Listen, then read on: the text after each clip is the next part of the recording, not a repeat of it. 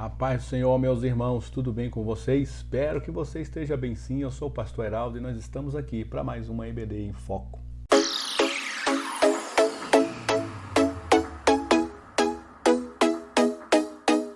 Pois bem, meus queridos irmãos, vamos para a nossa última lição de número 13 da nossa revista Adolescer Mais, 12 a 14 anos. Esse trimestre nós falamos sobre a ética cristã, valorizando a ética cristã. Aprendemos aqui lições maravilhosas, né? E essa lição aqui, ela vai trazer como se fosse uma espécie de um resumão geral de tudo que a gente fez e falou, e frisando a importância da gente colocar em prática o que nós aprendemos, tá? Antes de nós entrarmos na lição, quero deixar aqui uma dica de como que eu faço assim para fechar o trimestre. Como nós estamos trabalhando aqui com adolescentes, aí às vezes a gente comunicava com a liderança dos jovens, que às vezes é a mesma liderança em algumas igrejas, e a gente juntava as duas classes para a gente fazer um café da manhã ali no início da aula. Antes de dividir para ir para as salas, a gente faz um café da manhã, faz uma brincadeira com eles ali, alguma coisa ali por volta de meia hora antes da lição, para a gente poder ali interagir com as turmas, né? Às vezes tem turma de adolescentes de 12 a 14 anos, de 15 a 17 e a turma de jovens. Aí junta essas turmas tudo e a gente faz ali uma dinâmica entre eles. Se for fazer só os adolescentes, também faz o café da manhã, leva uma dinâmica, leva ali uma brincadeira com eles. Também dá para fazer bem legal aqui durante o início dessa lição, separar uns 10 minutos para fazer um resumo de tudo que foi falado até aqui. Também podemos, obviamente, dependendo da maneira que o superintendente trabalha, às vezes tem superintendente que ele organiza o café da manhã com toda a igreja, não só as salas individuais, mas toda a igreja junto, fazer um café da manhã para encerrar o trimestre, para celebrar o nome do Senhor. Também você deve conversar com o superintendente, que às vezes ele já vai fazer esse café da manhã, tá? Então, dependendo do tipo de igreja, da forma que vocês encerram o trimestre, mas não deixe de fazer um encerramento diferenciado, sabe? Presenteando os alunos. Eu gosto sempre de presentear os alunos que não tiveram nenhuma falta. Então, se você tem um aluno que veio 13 lições, não deixa passar isso em branco. Presenteie a ele, ore por ele, incentive os outros a fazerem isso, mas não deixe esse aluno passar em branco sem receber uma lembrancinha da superintendência ou dos professores. Pode ser uma revista para ele no próximo trimestre, você doar essa revista para ele.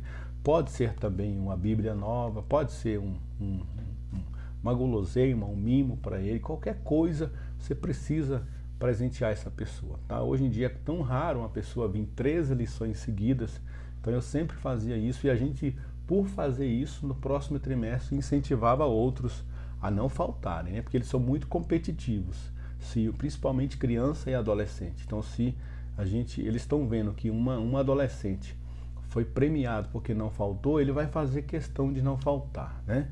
Então que vocês possam usar aí essas várias metodologias para poderem aí incentivar cada dia a sua classe a aumentar, tá? Eu creio que Deus tem abençoado, né? Nós temos resgatado esse valor primordial da escola bíblica na vida das famílias, tá bom, gente?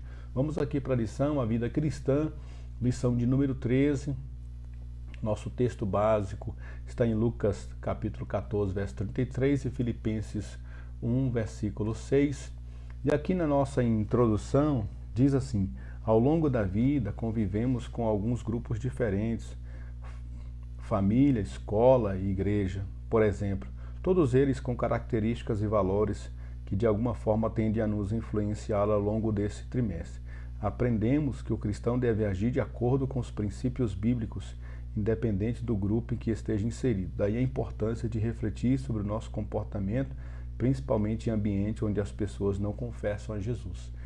É muito mais fácil a gente estar em ambientes em que nós professamos uma fé junto com a outra pessoa, porque dificilmente a pessoa vai nos contrariar, vai nos aborrecer, dificilmente. Agora, se a gente está num ambiente onde as outras pessoas não professam a mesma fé que nós, aí a gente já vai precisar usar tudo que nós estudamos nessa lição para tentarmos fazer com que a fé cristã nos dê ali motivos de glorificar o nome do Senhor, mesmo num ambiente que não seja favorável a nós, digamos assim, né? Mas que a palavra de Deus precisa ser em todos os momentos ali inserida, colocada, mesmo que seja através de uma música. Às vezes você está ouvindo uma música no seu celular, ouvindo uma música ali no seu computador, e através da sua vida, aquele ambiente começa a mudar por causa da palavra de Deus. E aí, como o tópico de número 1 diz, a vida do cristão. Você lembra o nome do Código de Conduta Cristã? Acertou quem respondeu a Bíblia. Você aprendeu que a ética cristã aponta para os princípios e valores que norteiam a moral cristã. Isso é, o comportamento cristão. Esse conjunto de princípios espirituais extraídos exclusivamente da palavra de Deus direciona o relacionamento do crente com Deus, consigo mesmo e com as outras pessoas, familiares, colegas de escola, do trabalho e de outras atividades sociais. No Antigo Testamento, a ética cristã foi descrita nos 10 mandamentos, Êxodo 20, do 1 ao 7. No Novo Testamento, ela foi descrita no Sermão do Monte, Mateus 5 até o Mateus 7. Essas, portanto, são as duas leituras básicas para todo aquele que deseja conhecer a ética de Deus. Por outro lado, não basta acumular conhecimento bíblico sem colocá-lo em prática. Seria como alguém que conhece o mandamento para honrar pai e mãe, porém desobedece aos pais, ou sabe que deve ser reverente, quando for ao santuário de Deus, mas fica nas redes sociais durante o culto. Isso demonstra que os princípios da ética e da moral cristã não fazem parte da vida dessa pessoa. A vida cristã tem as Escrituras como a base da existência humana.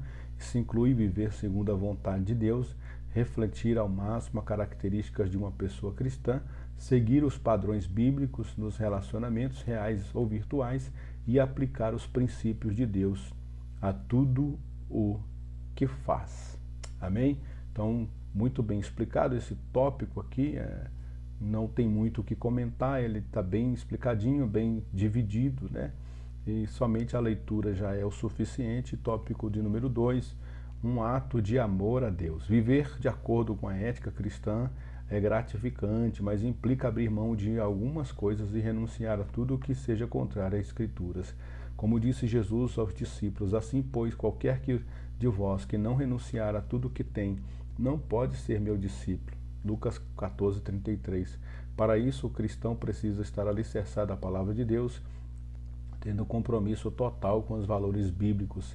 Esse posicionamento também contraria o relativismo atual, pois já aprendemos que o nosso Deus é absoluto e não negocia os seus princípios. Se pensarmos bem, o adolescente que se submete a Deus e abre mão dos valores permissivos da sociedade demonstra uma personalidade firme, pois não se deixa levar pela opinião alheia. A palavra de Deus basta para quem vive assim, para quem sabe que foi pago um alto preço pela sua vida e por isso valoriza o sacrifício de Jesus. Fazer a vontade de Deus pode parecer difícil, mas a atitude de amor torna tudo mais fácil.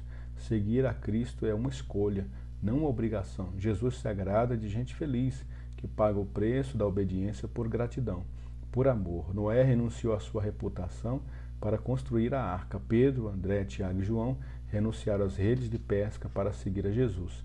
Davi abandonou as ovelhas de seu pai para fazer a vontade de Deus. Então, nós fazemos a vontade de Deus cumprindo os mandamentos do Senhor, seguindo os princípios aqui do Sermão da Montanha e todos os princípios da palavra de Deus. Isso exige renúncia de nós, porque vai contra muitas vontades que a gente tem. Por exemplo, uma vontade humana, principalmente do homem, né? Assim, a gente tem muita facilidade de cobiçar as mulheres. Então a gente precisa renunciar a essa obra da carne em nós, matar essa vontade que a gente tem, principalmente os solteiros, né? De desejar a mulher do outro, a mulher do próximo, de desejar as mulheres. Então você precisa renunciar a isso todas as vezes, sacrificar a sua carne, buscar a Deus, e você através disso vai estar honrando a Deus, mesmo que ninguém perceba. É só um movimento simples que você fez de cabeça ou de olhar, e todas as vezes você está desonrando ao Senhor. Mas a partir do momento que você faz esse movimento para honrar ao Senhor, evita o contato, evita os desejos do pensamento, por mais que ninguém notou nenhuma diferença. né? Às vezes as pessoas olham para você, você é a mesma pessoa, mas agora você é uma pessoa que honra a Deus, porque os seus movimentos são calculados para não ofender as leis de Deus, os mandamentos de Deus, a palavra de Deus, não desonrar as pessoas, né? Não maldizer, não maltratar, não difamar as pessoas, respeitar as leis dos homens, respeitar as leis da palavra de Deus, respeitar as autoridades. Tudo isso vai honrar o nome do Senhor. E tudo isso exige renúncia da nossa parte. Não é fácil, porque a gente sempre vai achar que é merecedor, que a gente sempre vai achar que está sendo prejudicado, sempre a gente vai achar que não tem problema, sempre a gente vai achar que é só um pouquinho, não está fazendo mal a ninguém, mas sempre a gente deve pensar no sentido de honrar a Deus. E honrar a Deus muitas das vezes vai exigir de nós uma renúncia completa. Assim como Jesus negou-se a si mesmo para levar a nossa cruz, nós vamos precisar renunciar à nossa vida para poder levar as nossas cargas, as cargas também uns dos outros, né? Vamos para o tópico 3, a recompensa da renúncia. Então, aqueles que renunciar vão ter a sua recompensa. Viver conforme a vontade de Deus é ter uma vida boa, perfeita e agradável. É buscar a santificação, tornando-se mais parecido com o Pai a cada dia. Com certeza, esse tipo de vida traz ganhos para toda a eternidade. O apóstolo Paulo afirmou aos crentes de Filipos, tendo por certo isso mesmo, que aquele que em vós começou a boa obra, a aperfeiçoará até o dia de Jesus Cristo. A certeza de Paulo quanto à obra que estava sendo realizada na vida dos irmãos filipenses não se baseava apenas na postura ética deles, mas na fidelidade de quem realiza a obra, o próprio Deus. O Senhor é especialista em moldar atitudes e transformar vidas. Jeremias 18, do 1 ao 6. Depois de tudo o que aprendemos até aqui, fica mais fácil compreender que Deus não faz exigências inúteis para aqueles que o amam. Na verdade, viver segundo os padrões de Deus facilita a vida do crente, que evita muitos problemas ao longo da vida, porque se desvia dos pecados e do que é mal. Salmo 1, verso 1. A pessoa desonesta, infiel e mentirosa precisa empenhar muita energia para manter a sua falta de caráter, enquanto o cristão verdadeiro anda de cabeça erguida por todos os lugares que frequenta. Glória a Deus.